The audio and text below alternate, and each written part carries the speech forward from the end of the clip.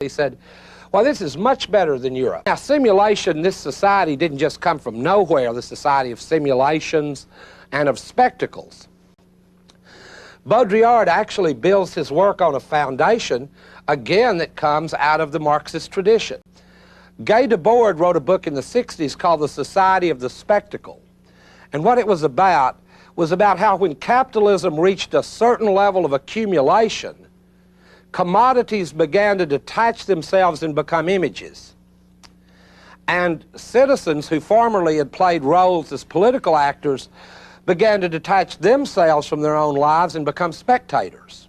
For example, you could say, well, instead of like going to a family reunion now, we'll just rent, you know, a Steve Martin Father of the Bride movie. It's just as good, and so on, and you meet the same kooky characters that you actually know.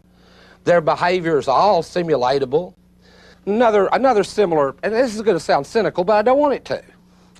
I mean, Baudrillard has visited our country, and when he went to Disneyland and Epcot Center and these various parks, he said, well, this is much better than Europe. The food's better than Europe.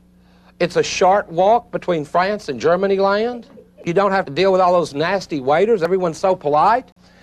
The simulation has outrun the so-called reality. That concept in Baudrillard he calls the hyperreal. Hyperreality is more real than real. This is actually sounds, if some of this sounds like advertising slogans, good, because in Baudrillard, the heritage of philosophy and social theory has passed over into advertising and television.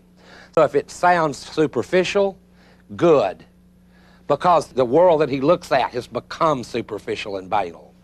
If it sounds hokey, like a salesman's pitch, good. The world he describes is the world of Jurassic Park, not of Dante.